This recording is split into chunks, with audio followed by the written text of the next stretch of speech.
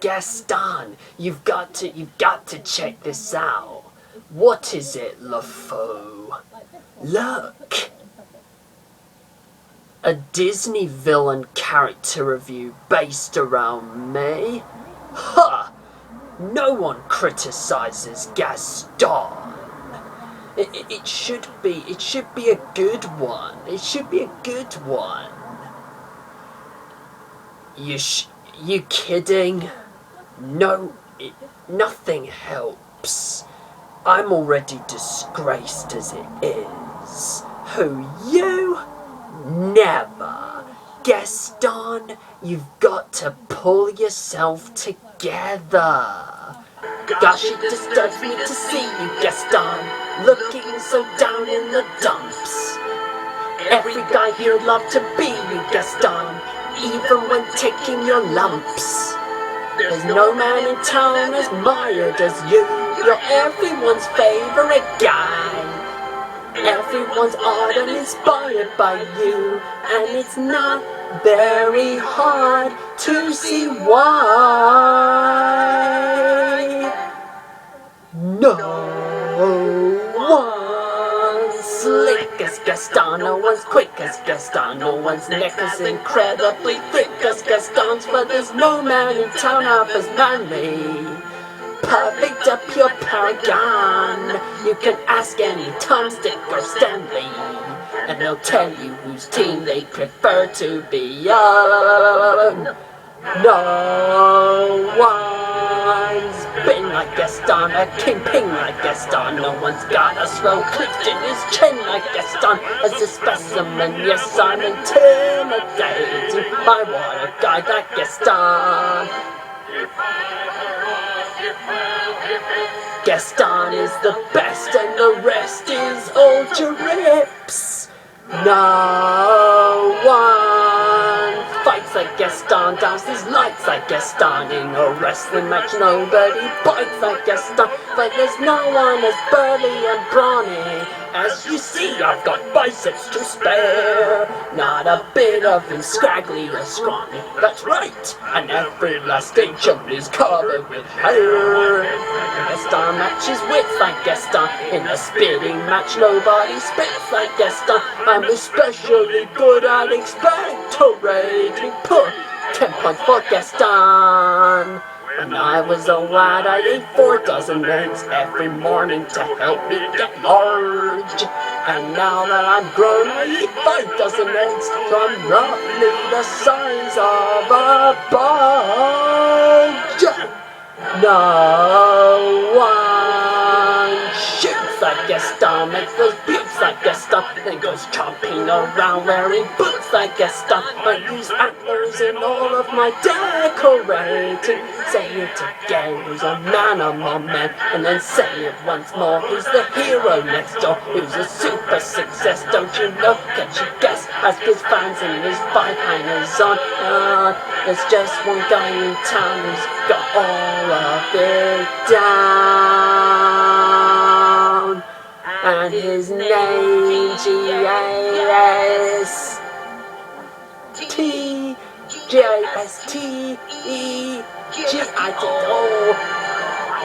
Gaston.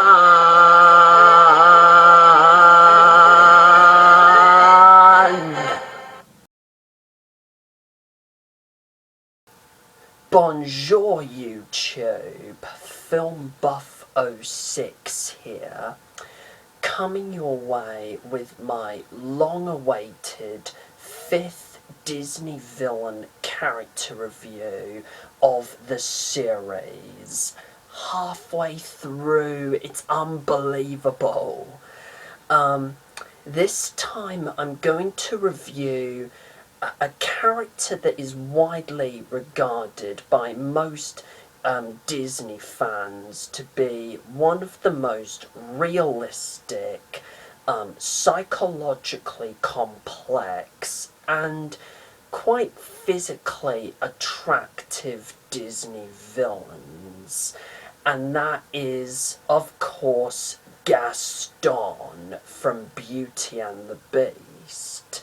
He was animated by Andreas Deja and was voiced by Broadway and opera singer Richard White.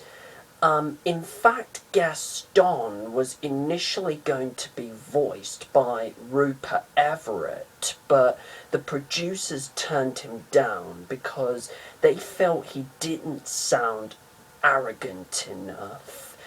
Everett then eventually took this on board when he voiced Prince Charming in Shrek 2 and Shrek the Third. In recent years, he has enjoyed quite a considerable degree of fan popularity on the internet and has been the subject of a few lesser-known internet memes, including one on Tumblr. Gaston was also not really a character in the original fairy tale. However, he was inspired by the main antagonist of the 1946 French film version, Avenant.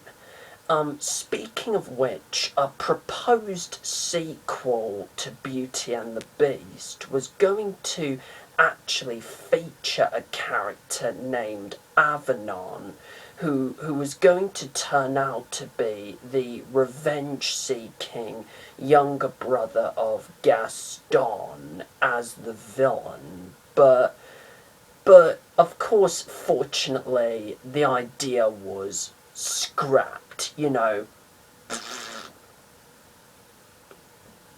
For those of you who haven't seen Beauty and the Beast, Gaston starts out as the town hero slash hunter slash ladies man who obsessively stalks Belle, whom he perceives to be the most beautiful girl in town, with the sole intention of marrying her and making her his little wife because he believes he deserves the best, and because he wants to treat her more like someone he could control rather than as a loving companion, without really caring about her independence as a woman, nor her unique and differing interests like her ability to read books, as evidenced by his epically failed marriage proposal to Belle. And since he is a classic narcissist who will impulsively go to any lengths to get what he wants, he plots to blackmail Belle into marrying him by arranging to have her eccentric inventor father, Maurice, thrown into an insane asylum. But when he eventually finds out that Belle has fallen in love with a monstrous beast who lives inside a huge castle, his obsessive lust for Belle, his blatant sexism towards women, and his ridiculously huge ego turns him into an animalistic, psychopathic and murderous monster with the sole intention of killing his hairy, grotesque-looking rival so that he can finally marry the girl of his dreams. So, what are my thoughts on Gaston? Well, you could make the valid argument that Gaston is not really the villain of the story of Beauty and the Beast, and is just really intended in the film to parody all the Disney princes and heroes of the past, you know, of the golden days of Disney, you know, who usually get the girl and save the day, like in Snow White, Cinderella, and Sleeping Beauty. But in my personal opinion, Gaston is more, you know, complex than that. And the writer, Linda Wolverton, manages to, you know, twist our expectations on this type of character brilliantly. Plus, Andreas Deja's animation is terrific, and Richard White voices him excellently, proving that you don't always need a big movie star like Robin Williams, God bless his soul, Ellen DeGeneres, or even Tom Hanks to voice an animated character for Disney. I also thought it was interesting that Gaston isn't really initially considered to be, you know, the epitome of all evil in the beginning, you know, like most Disney villains, but he does start out as a sexist, chauvinistic, you know, dick, like the school bully, or, you know, the abusive boyfriend slash, you know, stalker who would constantly go out of his way to terrorize you and fundamentally put you down in order to make himself look good. But throughout the movie, we gradually get to see Gaston's behaviour change and really develop into almost a full-blown psychosis as he ironically becomes more of a monster than the Beast himself. Hence the old question, who is the monster and who is the man, really? I thought that the song that was named after him, you know, which acts as almost the villain song in the movie, was not only really funny and entertaining, but it also served as a great piece of storytelling, and it just brilliantly told us everything we needed to know about Gaston's character, how he believes his own fame, you know, his own hype, how everyone in the town seems to genuinely believe that he is the real deal, you know, the best thing ever. How Gaston believes that he can excel at anything, and that he cannot lose at anything. His really unusual and really quite bizarre diet of 4 dozen eggs per morning to help him get large. His specialty of using antlers in all of his decorating, etc. Again, it is Gaston's entire character development, all terrifically summed up in one song, thanks to the genius of Alan Menken and Howard Ashman. I also found it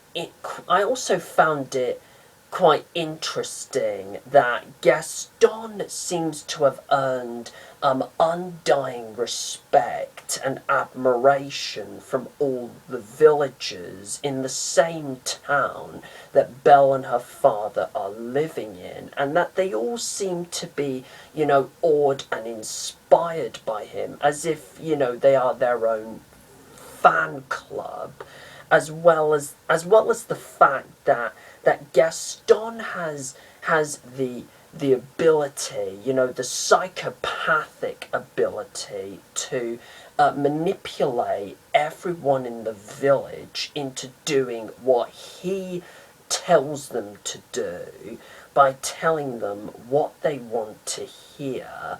And the best example of this is when Belle foils Gaston's plan by proving that her father isn't crazy by showing everyone the beast using the magic mirror that was given to her.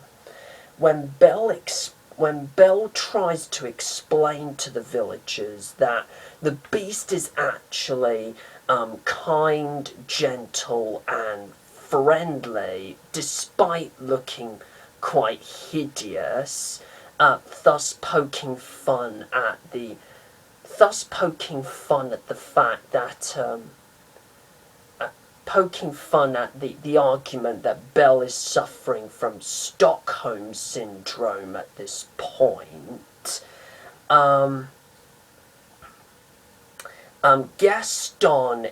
Gaston, in an act of, you know, jealousy and revenge against both Belle and the Beast, proceeds to twist the situation around in a bid to restore his reputation by convincing the whole town that the Beast is actually dangerous and that the villagers need to form a lynch mob to help him storm into the castle and kill the Beast.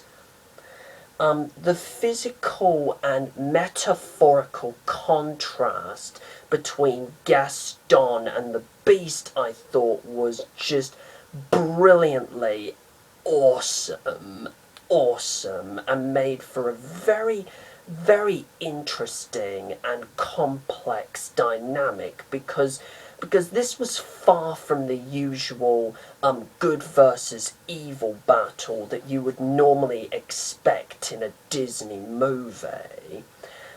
Basically, in terms of not only their physical appearance, but also in terms of their behaviours, the Beast and Gaston are really two sides of the same coin. They both love the same person, which is Belle, albeit in different ways. They both have comedic foils, or really sidekicks, who would grovel at their feet. You know, in the Beast's case, it is the castle servants like Lumiere, Cogsworth, Mrs. Potts and Chip, and in Gaston's case it's LeFou and the town villagers. Both characters start out as absolute jerks at the beginning of the film, with varying degrees of narcissism and grandiosity, and they both really share one thing in common. They have both imprisoned Belle's father, although in differing circumstances. Gaston simply threatens to throw Maurice into the insane asylum unless Belle agrees to marry him, whereas the Beast had already, at that point, imprisoned him in the castle dungeons for trespassing. But this is really where the similarities between these two characters end.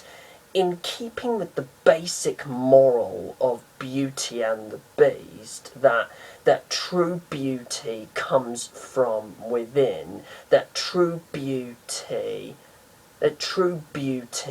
is skin deep, is truly skin deep.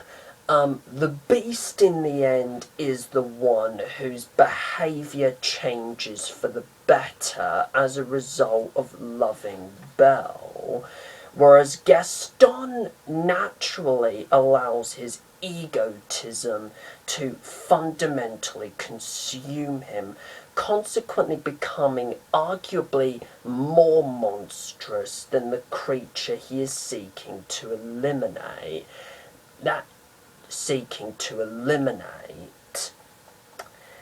And the defining moment that just perfectly exemplifies this type of conflict between characters is the brilliantly executed and symbolic climactic showdown on the castle roof between Gaston and the Beast. At this point, the Beast is reaching the end of his rope and really losing all hope that Belle would return, when suddenly Gaston barges into the West Wing, fires a straight arrow at the Beast, and pushes him through the window. Because the Beast feels that he has nothing to live for, he resigns himself to his fate, giving Gaston the opportunity to try and club him to death using one of the castle ornaments. But luckily, when Belle does return, the Beast immediately regains the strength he needs to take down Gaston. Gaston then characteristically taunts the Beast by saying, "Were you in love with her, Beast? Did you honestly think she wanted you when she had someone like me?" And then later, "It's over, Beast. Belle is mine." Now, by the way, the original line was supposed to be "time to die," but Wolverton rightfully changed it to fit Belle back in the scene, although you could arguably see Gaston mouthing the original line in the finished film. Anyway, this causes the Beast to just snap and hold Gaston by the throat above a large chasm below the castle.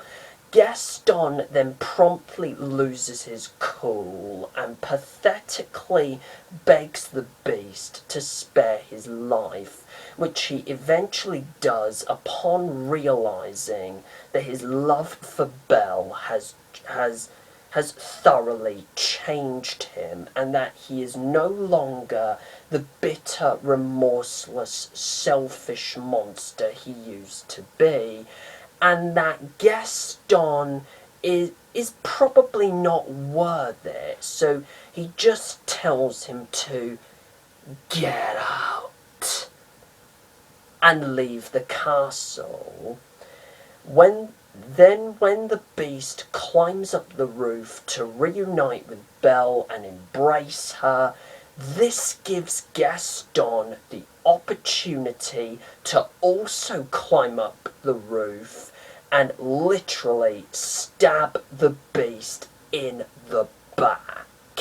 The Beast then swings his arm backwards in pain, which symbolically causes Gaston to lose his balance and plunge to his death in the deep chasm below. Speaking of which, Gaston's death went through a number of changes and alterations.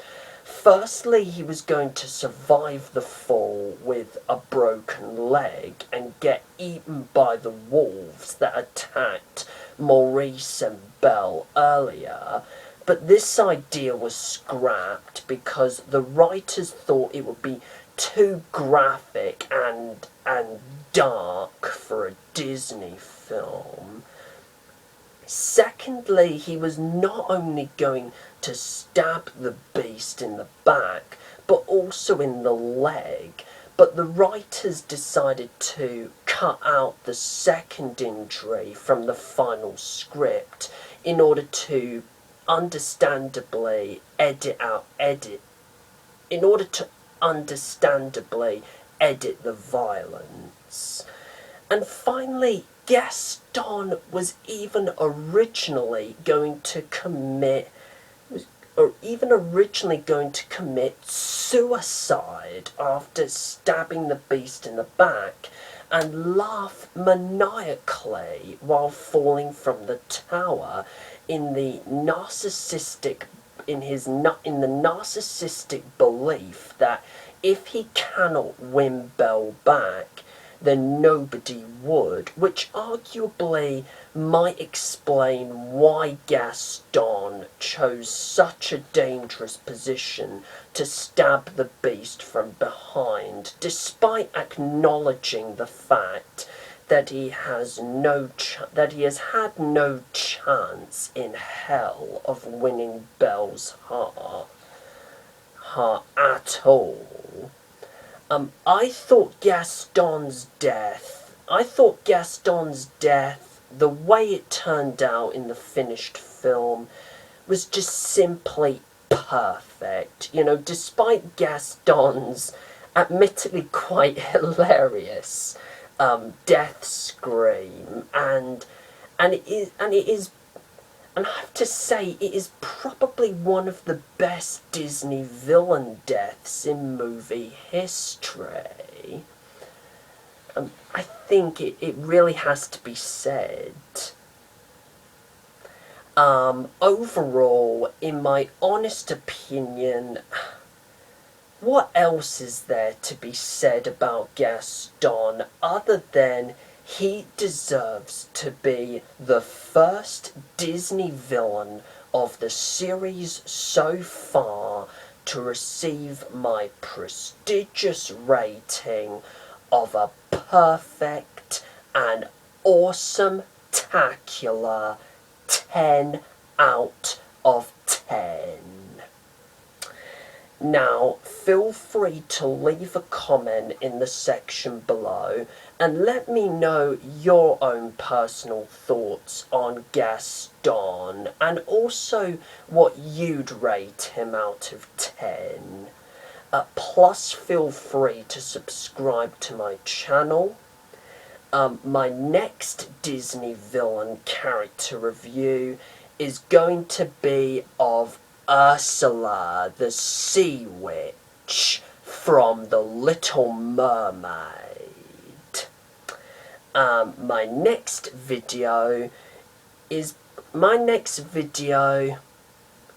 surprise, surprise, is going to be a review of Who Addicts Review's second fan film in their Whovians trilogy, which was just recently uploaded onto YouTube this Friday gone, which is Whovians Reborn. Until then, do take care, everyone, and au revoir.